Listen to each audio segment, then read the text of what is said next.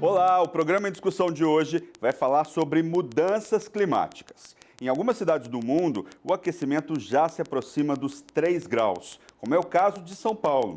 A cidade deve enfrentar nos próximos anos chuvas cada vez mais fortes e alagamentos isolados, ao mesmo tempo em que períodos de seca poderão causar falta de água nos reservatórios. As temperaturas noturnas devem aumentar, custando a vida de idosos, enquanto a redução de alimentos no campo levará a cidade a investir em agricultura urbana. Estudo da ONU prevê uma elevação de 3,2 graus na temperatura global até 2100. Esse aumento custaria caro a muitas cidades do mundo. Em Nova Orleans, por exemplo, nos Estados Unidos, o aquecimento provocaria um aumento do nível do mar e temperaturas mais quentes na superfície dos oceanos. O resultado seria a ocorrência frequente de furacões na região como o Katrina, que em 2005 provocou a evacuação de 1 milhão de pessoas. E para falar sobre esse tema, nós vamos conversar com o Marcos Bucheridi, que é professor titular do Instituto de Biociências da Universidade de São Paulo e membro do Instituto de Estudos Avançados da USP, onde ele criou e coordena programas USP Cidades Globais. E Oswaldo dos Santos Lucon, que é assessor para mudanças climáticas do gabinete da Secretaria de Meio Ambiente do Estado de São Paulo e, desde 2002, é coordenador executivo do Fórum Brasileiro de Mudança do Clima. Sejam muito bem-vindos, gente. Primeiro, vamos definir para o pessoal que está em casa, né, um tema corrente, mas assim, vamos fazer essa definição. O que é o aquecimento global? Quem começa? Quando um aponta, começa com o professor. Bom, a emissão de gases, dos chamados gases do efeito estufa, entre eles o gás carbônico, né, pelas atividades humanas, é o principal fator que leva ao aquecimento global. Não é só esse fator que leva, mas em regiões onde você tem cidades e você tem urbanização, assim que você urbaniza uma determinada região numa cidade, a temperatura pode subir alguns graus até.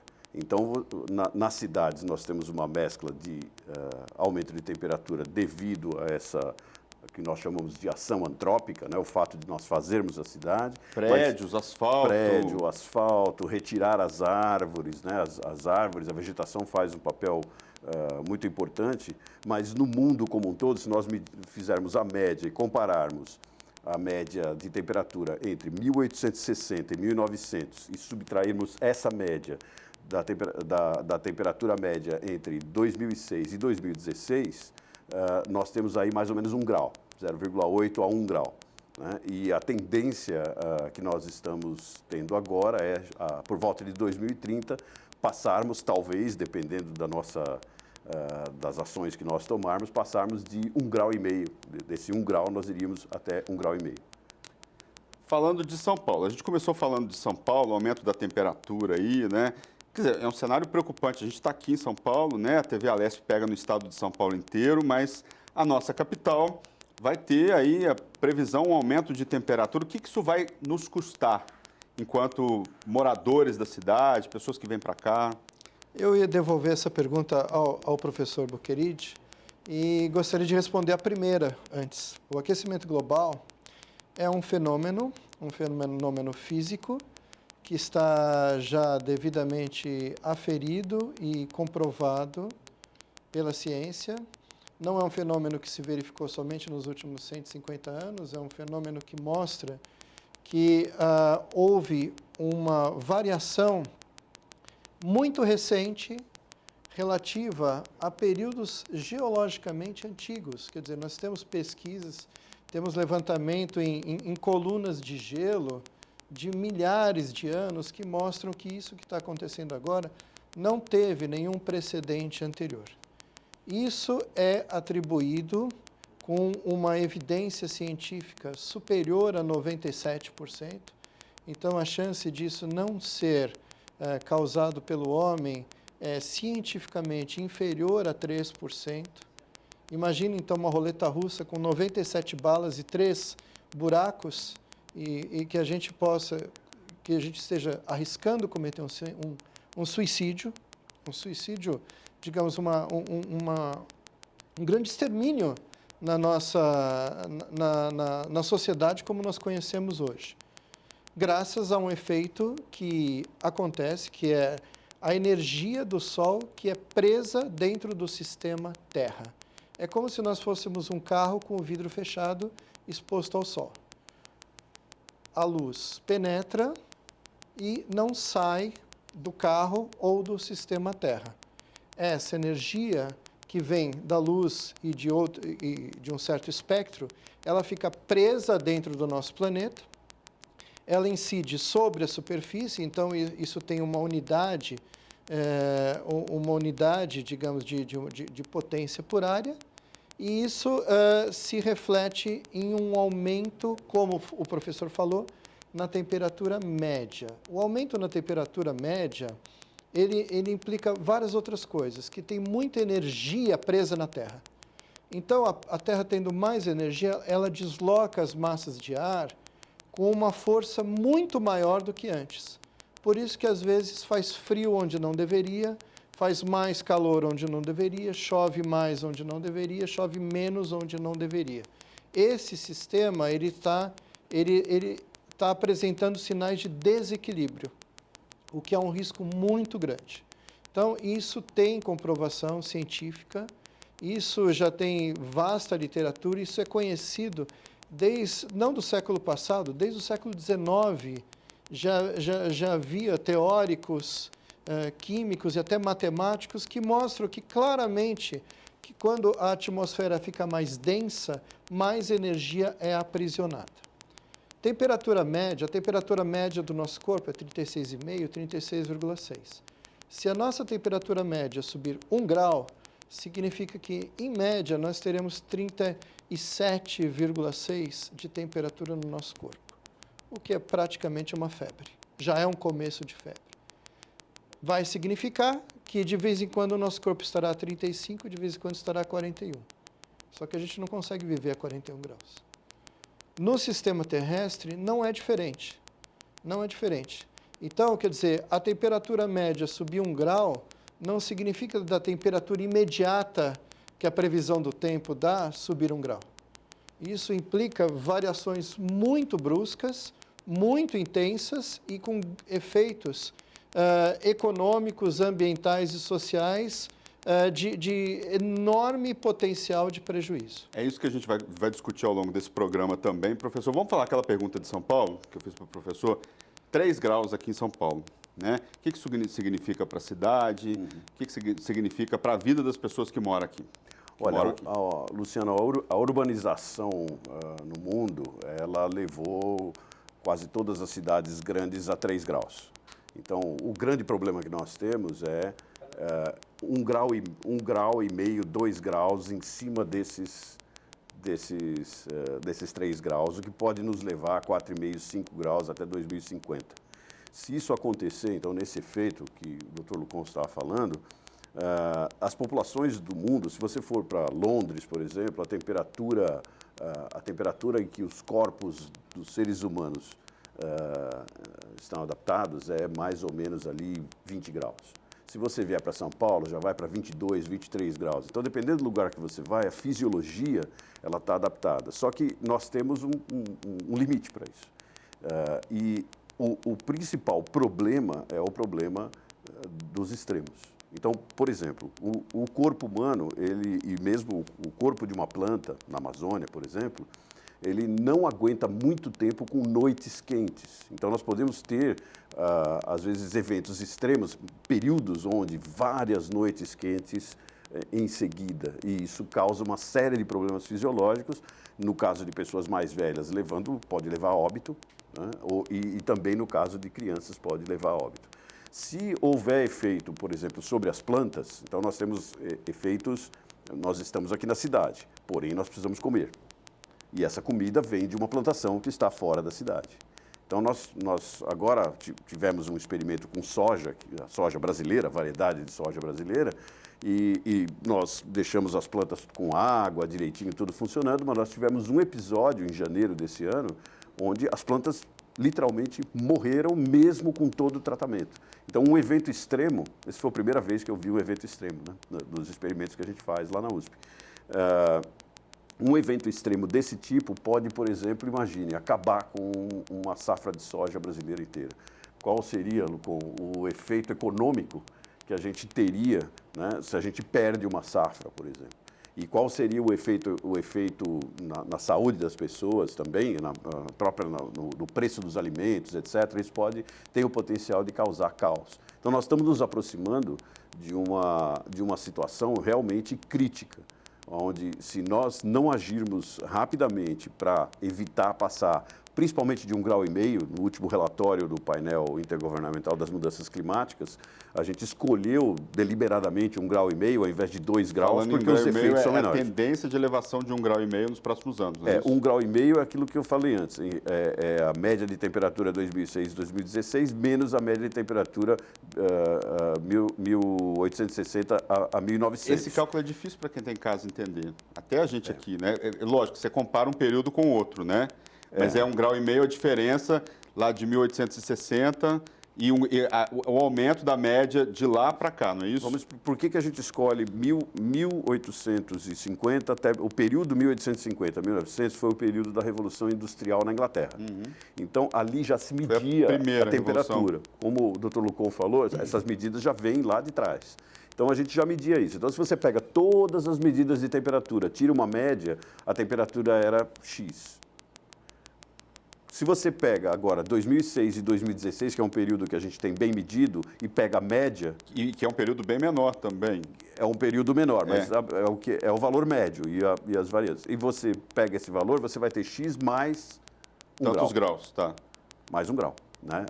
Vai chegar a 1 grau a mais. Então, esse 1 grau, o Dr. Lucon comentou isso, quer dizer, esse 1 grau não significa só 1 grau a mais. Se fosse assim, seria fácil. Significa uma série de outras mudanças. Ao invés de 30, vai fazer falando. 31, mas não é assim. Ao invés de 30, nós podemos ter eventos extremos que nós vamos parar em 45, 50 graus.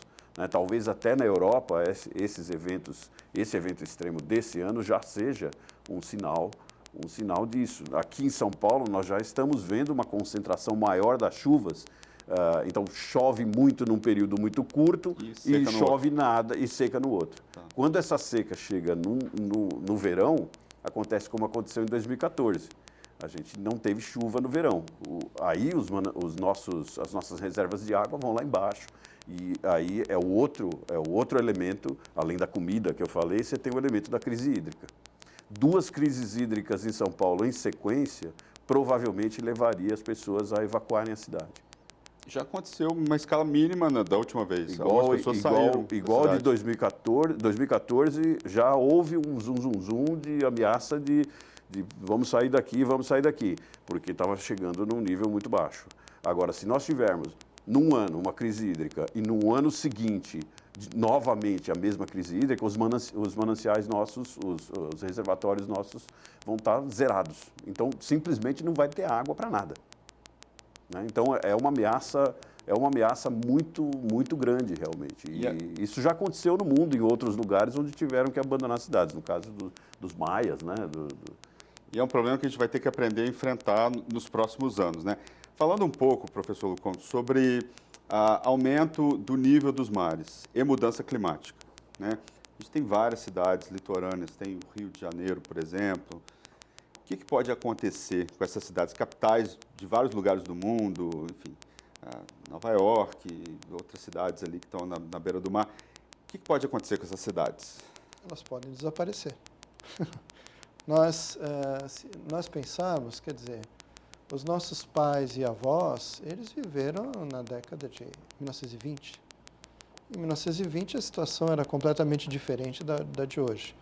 Nós estamos aqui em 2020, há 80 anos do final do século. 80 anos são 2 gerações. Então, é uma coisa que está muito perto e é um assunto que é tratado seriamente por, digamos, grupos bastante responsáveis.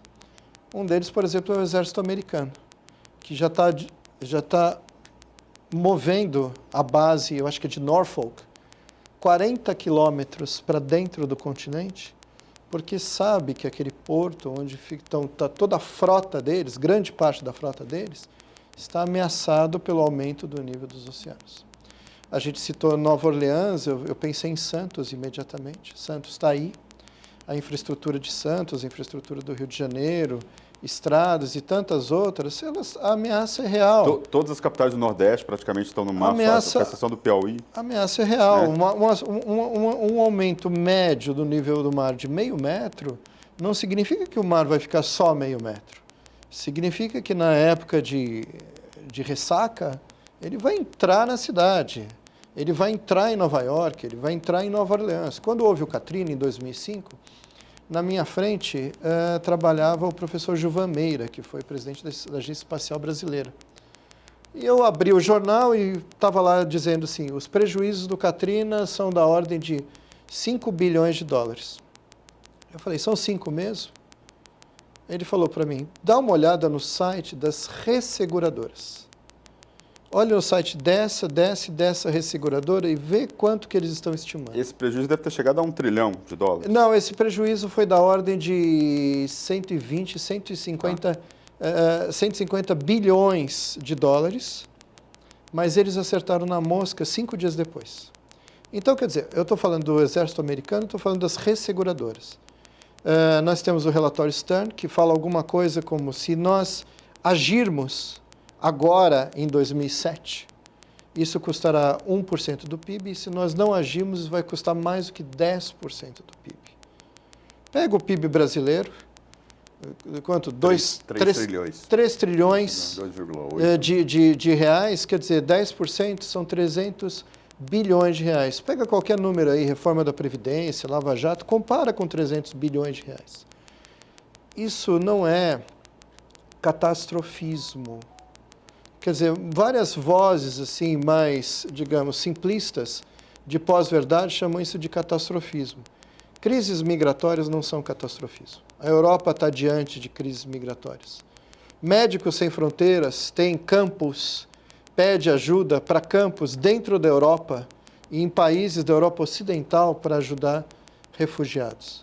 Nós temos refugiados já dentro do Brasil, não são aqueles que o que a gente chamava de pau de arara, né? Não é aquilo. Você está falando dos nordestinos em geral? Não é nordestino, não. Nós temos refugiados, quer dizer, hoje... Não, estou falando quando você fala do pau de arara, pessoas mas que vinham no pau de arara, aquela visão que a imprensa clássica. falava disso, a visão Não, clássica do nordestino. Vamos até a Praça da República. Os refugiados hoje são africanos, a gente fez um programa aqui sobre isso. Eles são africanos, eles vêm do Haiti, eles vêm da Síria, vêm da Bolívia, tem trabalho escravo de bolivianos em São Paulo. Quem quiser os refugiados hoje são eles. Mas esse do pau de arara que você está falando é uma referência clássica. É uma referência de literatura, literatura brasileira antiga. Mas hoje a gente vai, por exemplo, para a Praça da República, vocês vão ver que o idioma lá é francês.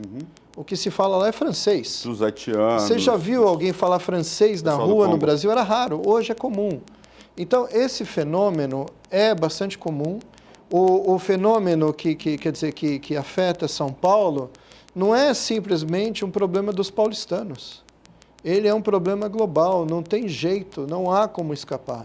A falta de alimentos, quer dizer, a importação, o Brasil importa etanol dos Estados Unidos, porque as safras quebram. Eu vou contar mais uma. Eu lembro, eu estava numa... Etanol de milho, né? Lembrando. Etanol de milho. Eu estava uma vez numa reunião, foi a única reunião que eu participei com o governador anterior, de São Paulo. Nós estávamos numa reunião sobre a crise hídrica. Ele atendeu o telefone e era o metrô. Às 3h da tarde, o metrô ia parar. O operador nacional do Sistema Elétrico Brasileiro entrou em contato com o metrô e pediu para desligar o metrô, porque está havendo um pico de consumo de eletricidade por conta de ar-condicionado e as hidrelétricas não estavam provendo eletricidade suficiente. O sistema brasileiro ia entrar em colapso e, para isso, os grandes consumidores de energia, como o metrô, precisavam desligar, parar. E eu lembro, o governador falou, olha, se o metrô estiver desligado às 5h da tarde, eles vão quebrar o metrô. Então, essas coisas que a gente vê nos noticiários lá fora, elas não estão tão distantes do que parece. A água mais cara do mundo é a água que falta. A energia mais cara do mundo é a energia que falta. Então, quer dizer, quem passou pela crise hídrica em São Paulo e teve que comprar água de caminhão-pipa, que teve que comprar água para beber e ficou sem tomar banho, sabe o que significa esse prejuízo no seu dia a dia. Isso é uma realidade com a qual nós não podemos arriscar. E o que fazer diante disso é um tema para, talvez até para um outro bloco, mas isso precisa ser trabalhado em bloco no país inteiro, no mundo inteiro. A pergunta que eu faço para vocês é, qual que é a atitude hoje dos governos? Estou falando no geral, no mundo inteiro, incluindo o Brasil. Claro. Os governos têm consciência, quais são os governos que têm consciência dessa questão, da importância de tomar uma atitude agora, e quais são os governos que estão postergando isso e deixando essa discussão para depois ou para outros governos? A geopolítica, essa é a geopolítica das mudanças climáticas, né? Então você tem os países europeus, Estados Unidos, nós, né? Somos países que nos comportamos até bem recentemente. A coisa agora está mudando um pouco por causa da visão política mais conservadora, e nós temos até análises especiais desse tipo. Nós mudamos um pouco a direção, mas esses são países que se preocupam mais. Então, Europa, Estados Unidos, Brasil, né, a África também se preocupam mais com essa questão das mudanças climáticas. Os russos estão quietos, os canadenses estão quietos. Por quê? Porque a mudança climática é nitidamente boa para eles, certo? Se a temperatura aumentar lá, eles vão ter uma faixa de terra maior para plantar, enquanto aqui provavelmente a gente vai começar a torrar e vai ter que dar um jeito de conseguir fazer produção de comida, eles vão poder fornecer comida. Então, os canadenses são menos problemáticos nisso, mas assim, a gente vê pouco os russos falarem nisso. Os chineses, é difícil da gente saber o que eles pensam. Eles participam dos grupos como o IPCC, etc., mas assim, não dá para ter uma ideia muito clara.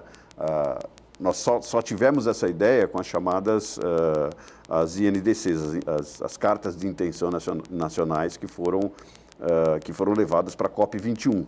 Então, na COP21, por exemplo, os chineses, eles prometeram diminuir as emissões, mas eles trouxeram diminuir as emissões para um valor bem mais próximo do que eles estavam, porque eles dizem, não, nós precisamos desenvolver.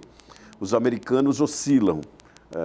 Dependendo do governo. Dependendo do governo, mas os americanos têm uma blindagem muito interessante, que é a força dos estados. Então, com isso, eles, por exemplo, agora, quando o presidente Donald Trump ameaçou sair do Acordo de Paris, a Califórnia disse, tudo bem, você pode sair, mas nós não vamos sair. Entendeu? Então, você tem tanto uma certa geopolítica, que depois nós podemos discutir a geoengenharia, né, as medidas que nós vamos ter que tomar de adaptação, etc., para evitar que a gente passe de 2 graus, porque isso é um desastre. E você tem os sistemas políticos e a gestão dos países tem uma influência muito grande. Então, quando a gente, por exemplo, no IPCC, quando você a gente coloca a ciência, né, o IPCC, Painel Intergovernamental das Mudanças Climáticas, ele só coloca num prato a ciência, num livro lá de 2.000 páginas. Olha, a ciência que tem é essa. As decisões são tomadas pelos 195 países da ONU, que tem que votar, todos eles, no texto principal, né, no texto que vai ser colocado, que é o chamado Summary for Policymakers, o sumário para os fazedores de políticas públicas.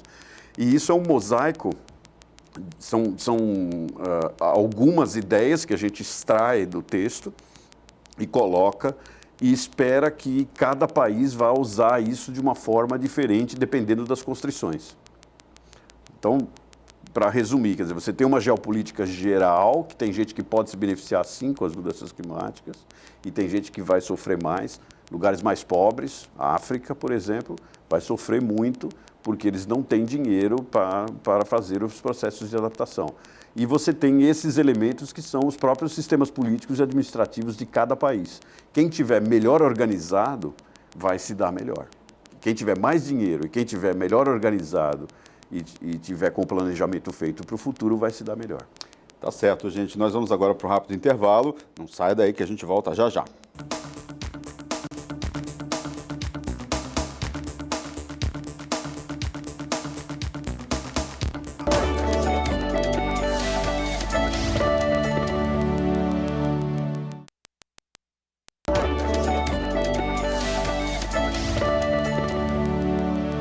Estamos de volta com o programa em discussão, que hoje fala sobre mudanças climáticas. Aqui no estúdio, Marcos Bucheridge, que é diretor titular do Instituto de Biociências da Universidade de São Paulo e membro do Instituto de Estudos Avançados da USP, onde ele criou e coordena o programa USP Cidades Globais. E Oswaldo dos Santos Lucon, que é assessor para mudanças climáticas do gabinete da Secretaria de Meio Ambiente do Estado de São Paulo e desde 2002 é coordenador executivo do Fórum Brasileiro de Mudança do Clima.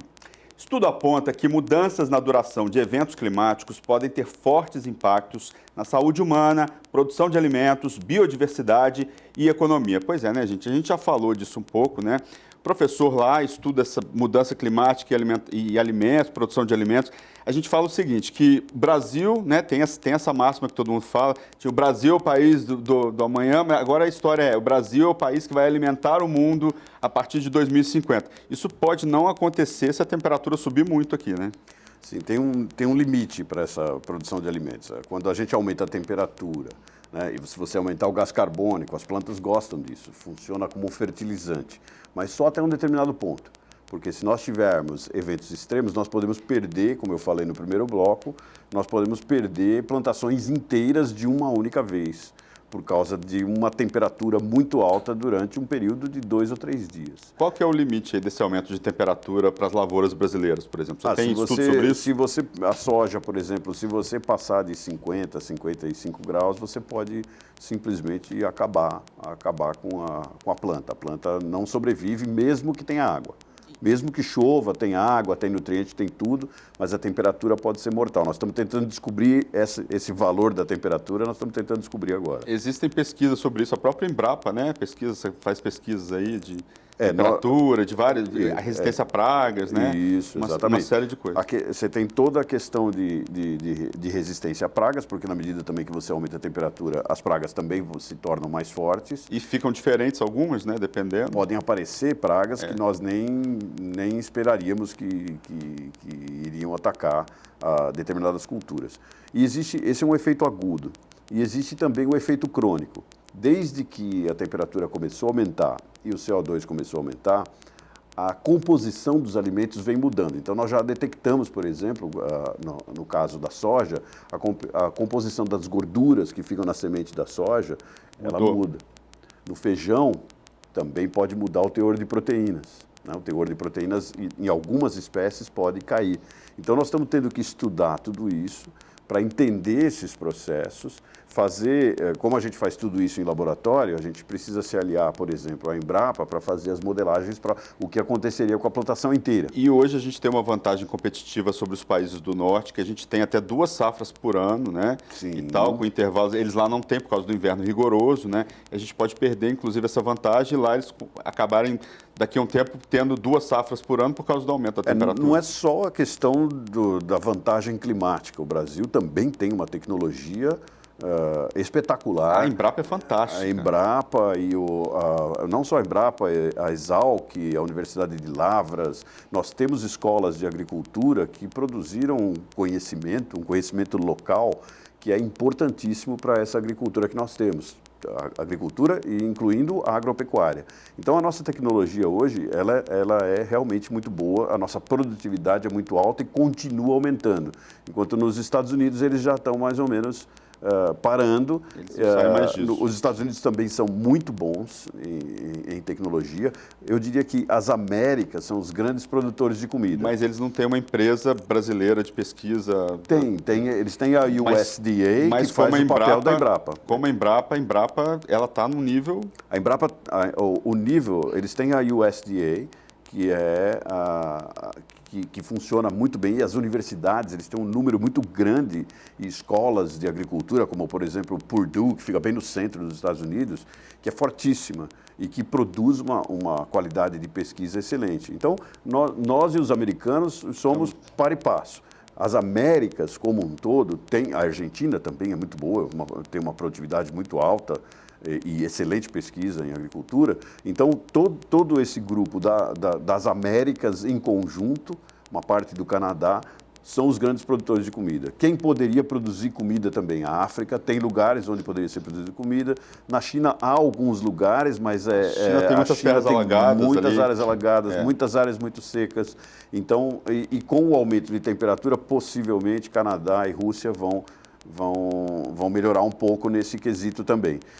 Os problemas são problema crônico da mudança de composição da comida. E por que isso é importante? Porque se a minha variedade, né, uma variedade de soja que eu estou usando, ou de milho, ela já não vai tão bem naquela região, eu tenho que fazer uma mudança, e essa mudança custa dinheiro.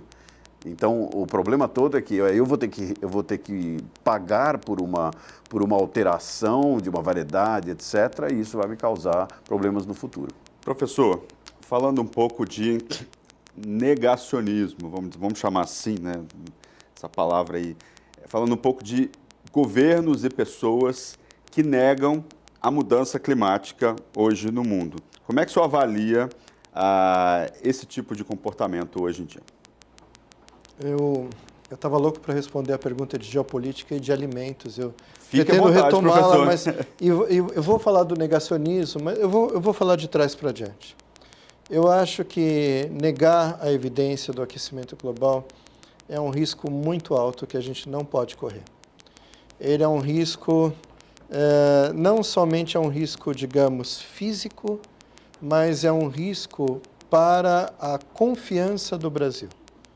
Pode ver o crescimento do PIB nos últimos anos, a necessidade que nós temos de investimento externo e a necessidade que nós temos de ter um ambiente confiável. Se nós não temos um ambiente confiável, nós afastamos os investidores. Esses investidores conscientes que fazem essas análises, como aquelas que eu citei das resseguradoras, elas vão se afastar do Brasil. Então, eu recomendaria muito cuidado ao ver o talk show daquele humorista que chama a pessoa que se diz um climatologista, mas não é um climatologista propriamente dito, e não tem publicação escrita em inglês, negando o aquecimento global. Eu também alertaria para aquelas mensagens de, digamos, todo mundo pode ter seu credo, sua religião, mas há uma apropriação por conta de alguns credos do negacionismo, criando, quem sabe, uma zona de conforto e, na minha opinião, uma questão de manipulação realmente de uma população. Isso é muito perigoso e muito difícil de lidar nesse ambiente de redes sociais que nós convivemos, isso no mundo inteiro. Permita um pouco falar agora sobre o risco dos alimentos. Foi falado agora há pouco pelo professor Buquerite sobre a produtividade, a agricultura brasileira, e eu queria acrescentar uma coisinha. A acidificação dos oceanos. Se nós temos mais CO2 na atmosfera, grande parte desse CO2 é incorporada pelos oceanos. E o oceano fica mais ácido e isso mata os recifes de coral. Matando o recife de coral, mata-se o berçário dos peixes, dos crustáceos, e podemos ter uma ruptura no fornecimento de proteína marinha para 2 bilhões de pessoas no mundo. Essas pessoas vão procurar proteína onde? Onde se produz proteína? No Brasil. O Brasil tem condições de fornecer alimento para o mundo, mantidas as condições climáticas atuais. Se elas mudarem, como nós estamos vendo, lá no Tocantins também nós temos a chamada morte súbita dos pastos, a terceira geração que ocupa aquelas áreas, a primeira desmatou com incentivo do governo na década de 70, os filhos desenvolveram aquilo, implantaram maquinário, cresceram, implantaram a cultura, com, digamos, apoio de BNDES, Banco do Brasil, e a terceira geração agora não consegue nem dar o maquinário e nem a terra como garantia para empréstimo bancário. Não tem dinheiro para eles. Se não tem dinheiro para eles, de onde virá dinheiro? Quem tem dinheiro no mundo hoje? A China. Eles vão falar, olha, nós financiamos para vocês. E nós vamos produzir proteína para exportação. Só que há um limite nisso. Nós temos 7 bilhões de pessoas no mundo que querem cada vez mais proteína. E vamos precisar suprir. Num primeiro momento, isso é mercado. No segundo, é uma redistribuição de quem tem dinheiro. Se o Brasil não cresce, e de novo, a necessidade de confiabilidade do país. Isso não está relacionado ao governo atual, nem ao passado, nem ao anterior.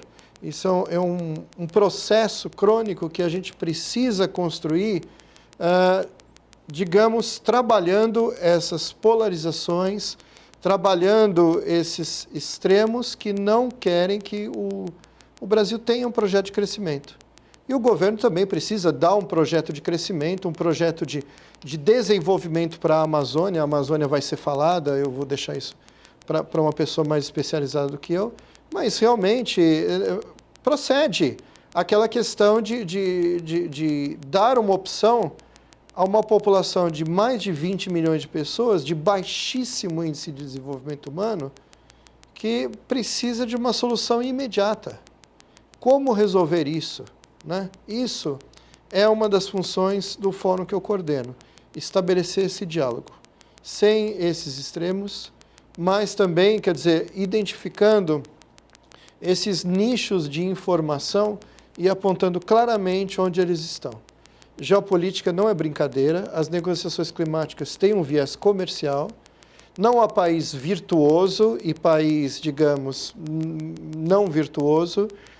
Esses países, os países europeus que avançaram em suas políticas, eles protegem seus agricultores, eles querem se posicionar diante de um país que tem companhias de software poderosíssimas e outro que tem uma produção manufatureira imensa, eles precisam se posicionar e nós estamos aqui no fundo. Nós estamos aqui no fundo numa posição pretensamente de quem vai alimentá-los todos. Então nós precisamos alimentá-los racionalmente, pensando no longo prazo.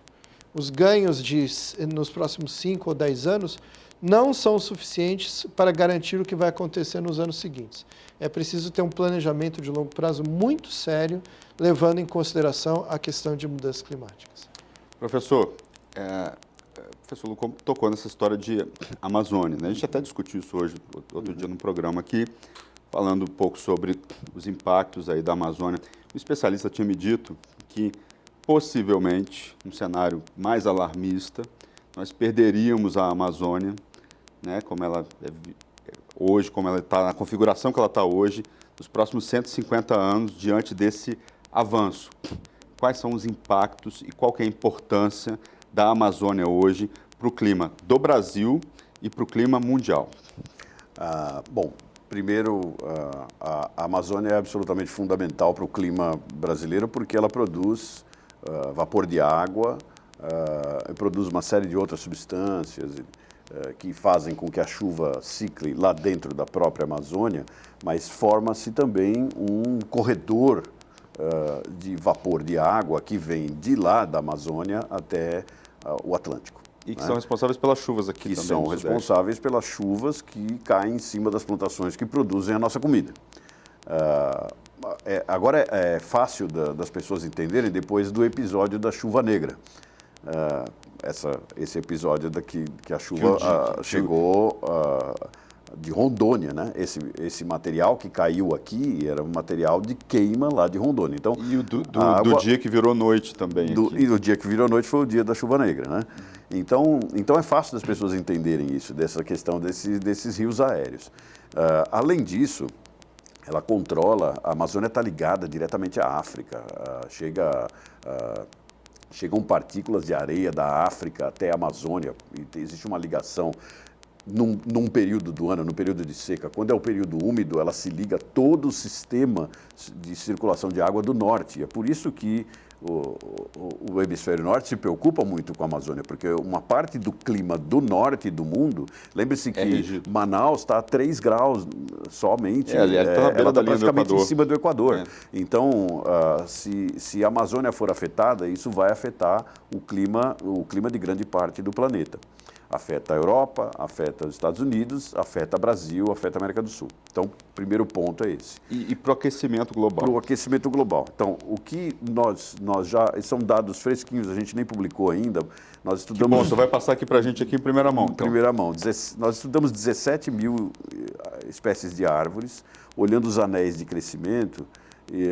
Os anéis de crescimento, quando a árvore cresce, todo ano ela cresce um pouquinho. A gente consegue enxergar isso e conseguimos medir a velocidade do crescimento e a idade das árvores. Então, a gente conseguiu ver o seguinte, que fizemos uma modelagem disso, olhando essas taxas de crescimento das árvores, e chegamos à conclusão que se a temperatura passar de 24 graus e meio, começa um decaimento das árvores. Elas 24 graus e meio de média, 20, professor. Média, tá. Média. Não é extremo, bem lembrado. Então, entre 24 e 25 graus, começa a haver uma queda na longevidade das árvores. Uma árvore amazônica, ela deve durar entre 200 a 300 anos no máximo. Isso quer dizer que elas vão morrer mais rápido? Isso quer dizer que elas vão morrer mais rápido. Então, se elas morrerem mais rápido, você muda a dinâmica da floresta, muda. Só que com o aumento de temperatura que vem da parte oriental, vindo do Nordeste em direção à Amazônia, isso já há episódios de seca muito forte. Nós tivemos alguns episódios de seca muito forte na Amazônia. Então, isto vai levando à perda. O professor Carlos Nobre denominou isso há alguns anos atrás como savanização, ou seja, a floresta amazônica pode ser substituída por algo parecido com o cerrado. Só que começa como se fosse um campo, com gramíneas, etc. E depois um deserto. E deserto talvez não fique, mas perdendo as árvores, a gente perde os rios aéreos. A gente perde toda aquela evapotranspiração, todo aquele sistema e o sistema de fluxo hídrico dentro da Amazônia, porque com aquela massa de rios, né, gigantesca que leva a água até o Atlântico, ela fica comprometida, porque se você deixar a água aberta, ela vai evaporar rapidamente. Quando você tem árvores em cima, a árvore funciona como um retentor. A mesma coisa vale para cidades, né? A água, para sair, ela vai ter que sair por boquinhas que as folhas da árvore abrem todos os dias, né? Para você ter uma ideia, para o ouvinte ter uma ideia, uma folhinha de uma árvore pode ter 50 mil boquinhas que abrem todo dia e fecham. Então, é tudo muito controlado. Perdendo esse controle, a gente perde a gente não sabe nem exatamente o que pode acontecer com esse rio aéreo. O que dizem os modelos até agora, alguns dizem que se nós passarmos de uma perda de 40% da Amazônia, esse seria o ponto de não retorno. Então, aí não adianta fazer mais nada. Esse seria... até o fim do século a gente poderia perder a Amazônia inteira. Outros dizem que 25%. Então, ainda temos que aperfeiçoar esse número. Mas está ali, entre 25% e 40%. Né? E qual que é o impacto disso na temperatura? Essa temperatura pode aumentar ainda mais se a gente perder a Amazônia? O impacto em lugares onde nós estamos agora, aqui em São Paulo, é desastroso. Porque aí você realmente teria crises hídricas muito fortes, porque quando você tem, quando chega o verão, a gente tem as frentes frias vindo da Patagônia que se combinam com essa água que vem e forma esse corredor, que é a zona de interconvergência do Atlântico Sul, é isso que nós chamamos. E isso forma todo o movimento de massas que faz a chuva cair e alimenta a agricultura. Então, a gente vai ter que mudar talvez tenha que mudar. Em alguns lugares deve chover muito mais, como Santa Catarina, Rio Grande do Sul. Em outros lugares, como São Paulo, Minas Gerais, vai ficar muito seco. A gente está falando de cenários não muito bonitos aí para o futuro, com a mudança climática. A gente está falando aí de, algumas vezes, catástrofes, né? Então, a gente precisa agir já, né? O professor falou muito disso um pouco, né? Já citou. O que a gente precisa fazer agora, nesse instante, 2019, para que no futuro a gente não tenha esse cenário catastrófico que vocês Eu acho que a primeira coisa a fazer é evitar uma palavra que você mencionou chamada alarmista. Alarmista é um termo pejorativo em relação a um alarme de uma ameaça real. Nós estamos, quer dizer, diante desses cenários que não são positivos, definitivamente não são positivos. E as possibilidades não são, digamos, as melhores. Os nossos filhos e netos possivelmente não terão o padrão de vida que nós tivemos e a condição de produção e consumo que nós temos hoje. Os desejos deles talvez não sejam supridos como são os nossos. Isso já aconteceu num passado não muito distante.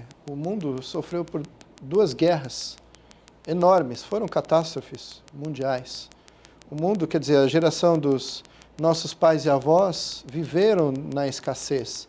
Eles sabem o que é catástrofe. E antes da Primeira Guerra, havia um ambiente de comércio global, de disputa de mercados, que tem muita similaridade com aquele que nós vemos hoje. Então, quem analisar a história pode ver que, digamos, um pouco mais de 100 anos atrás, havia um ambiente otimista que, de repente, se reverteu. Se reverteu por uma série de erros. E o resultado dessas 2 guerras, um deles se chama Organização das Nações Unidas. A ONU criou todo um sistema, dentre os quais está a Convenção do Clima da ONU, está o Acordo de Paris dentro da Convenção do Clima, estão as regras multilaterais que os países negociam. A negociação é muito cautelosa e o Brasil precisa ter muito apoio para ter um bom resultado em suas negociações. Eu falo isso porque a questão climática ela não afeta a nossa soberania. Se nós fôssemos teoricamente, questionar a soberania sobre a Amazônia, nós também deveríamos questionar a soberania sobre as terras raras da China, sobre os campos de petróleo da Arábia Saudita, sobre a pesca no mundo. São os recursos globais, ou sobre a própria atmosfera. Então, há uma grande diferença entre multilateralismo e globalismo. Há muita crítica ao globalismo como se fosse alguma ideia de ocupar o Brasil. Não é isso. O sistema da ONU não é globalista, ele é multilateralista. E nós temos agora no mundo inteiro, os resultados das eleições, eles mostram vitórias de dirigentes soberanistas. O excessivo soberanismo levado ao extremo vai levar a medidas protecionistas. Fechando o mercado, as coisas ficam mais caras, as transações ficam mais difíceis e os países que se fecham perdem competitividade. O Brasil perde condições de crescer se ele resolver se fechar. Então é muito importante separar mudanças climáticas desse discurso de soberania. Não está sendo questionada a soberania do Brasil sobre a Amazônia ou sobre outros recursos. É preciso deixar isso muito claro e é preciso, digamos, apoiar nesse sentido os representantes do nosso governo que negociam, tendo em vista o multilateralismo. Nós teremos uma conferência agora em dezembro, a 25ª Conferência das Partes da Convenção do Clima de 1992, 25ª, COP25, chamado, em que isso vai ser discutido. Questões muito importantes como financiamento climático, 100 bilhões de dólares por ano comprometidos, principalmente pelos países que eram desenvolvidos em 1992, hoje desenvolvidos são outros, isso está prometido, mas não está na mesa. Esse dinheiro precisa vir para a mesa para ser alocado a projetos de baixo carbono e projetos de aumento da resiliência climática. Então é muito importante, eu falo isso com uma linguagem absolutamente prescritiva. Prescritiva com, o temor de uma desestabilização do sistema global em um sistema de força. E num sistema de medição de forças, precisa jogar mais dinheiro em forças armadas para defesa de verdade. Os conflitos armados custam muito caro e os riscos são incalculáveis. Então, é muito importante perceber esse equilíbrio, não somente o equilíbrio ambiental, mas o equilíbrio geopolítico em torno do livre comércio, em torno dos acordos dentro do sistema da ONU. A gente está numa casa legislativa, né? A atitude né? A gente está num organismo vivo, que é a Terra. Nós estamos todos interligados nesse planeta, todos dependemos deles. Se a gente não fizer uma mudança agora, né, a gente afeta a vida do outro, um do outro, de uma maneira geral. Eu penso, como a gente está numa casa legislativa, o que as leis podem ajudar? Faço uma pergunta aí para vocês dois. O que as leis, nesse momento, é preciso ter uma atitude de cada um na sua individualidade ali, mas também o que as leis, nesse momento, podem ajudar ou não? Né? É mais a questão mesmo de geopolítica, ou pequenas atitudes em casa podem mudar isso? O que um parlamento, por exemplo, como o nosso aqui de São Paulo, pode ajudar nessa questão?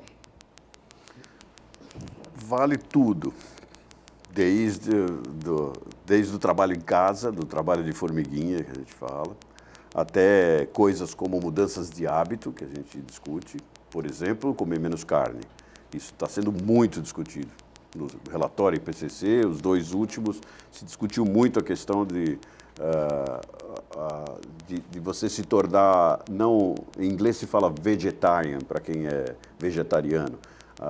Eu não tenho um termo em português, mas a gente fala em flexitarian, quer dizer, você come menos carne ao invés de comer muita carne. E isso diminui muito o impacto, diminui bastante o impacto, porque a produção de carne feita de uma forma normal, como se faz, sem uma tecnologia brasileira que é excelente, você pode aumentar até 60 vezes as emissões.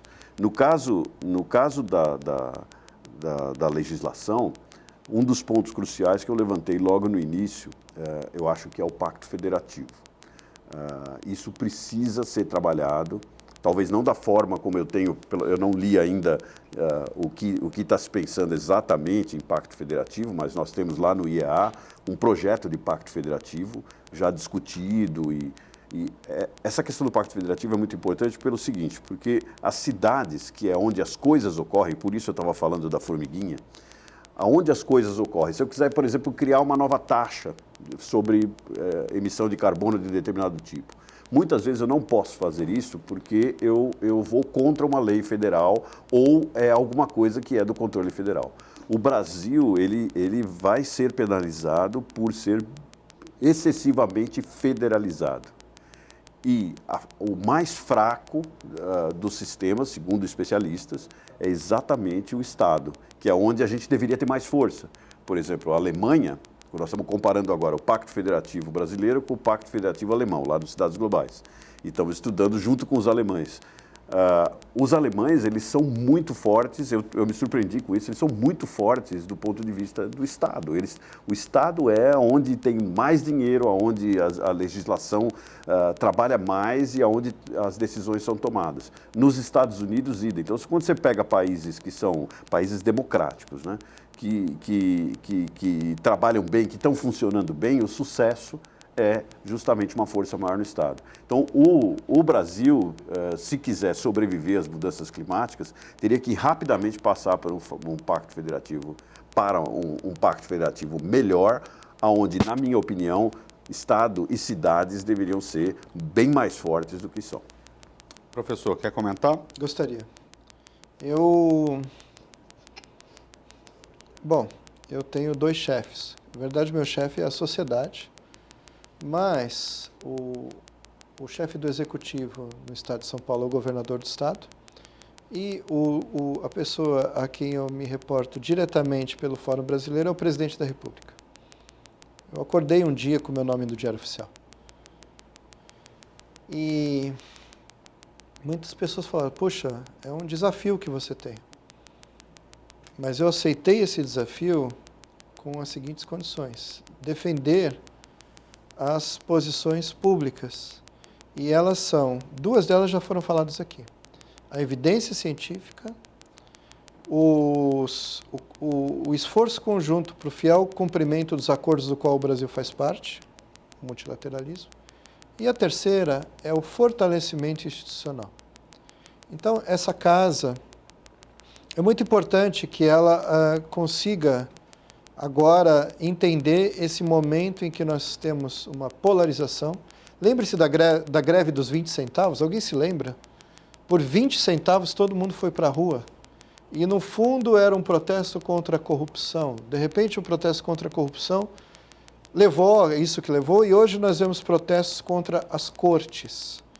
De fato, o pacto federativo precisa ser discutido, mas é muito delicado mexer na Constituição, no pacto federativo, e isso ter um efeito, digamos, contrário às instituições que nós temos hoje. O fortalecimento de instituições como a Embrapa, como o INPE, como a universidade, como o Supremo Tribunal, como a Assembleia Legislativa, o Congresso Nacional. Isso é reconhecido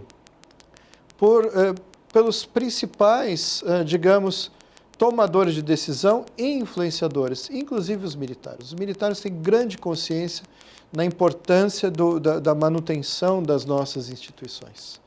Então, isso é o que eu tenho como conceito de ordem nesse momento. Ordem é respeitar a democracia, respeitar a Constituição de 1988, o processo legislativo e avançar.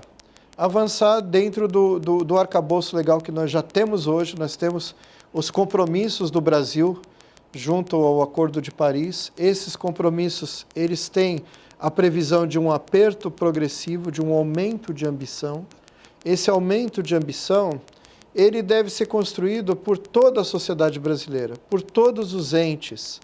E não é uma coisa do governo federal em que quem, digamos, não simpatiza deva criticar e desconstruir. Eu acho que desconstruir um regime climático nacional, no caso a Política Nacional de Mudança do Clima, é algo muito perigoso. É algo que eu acho muito pouco recomendável. Nós temos uma situação de discussões caóticas conduzidas por robôs. São robôs que formam opinião em redes sociais hoje em dia. Então, às vezes a gente acha que aquilo está sendo endossado por uma camada da população, mas não. Existe um oportunista de plantão, um grupo oportunista de plantão que tem interesses particulares e utilizam-se da opinião pública para desconstruir as instituições que nós, com tanta dificuldade, conseguimos fazer ao longo do tempo. Eu falei da ONU, falei da Constituição Federal e estou falando das nossas instituições, inclusive a Assembleia Legislativa do Estado de São Paulo.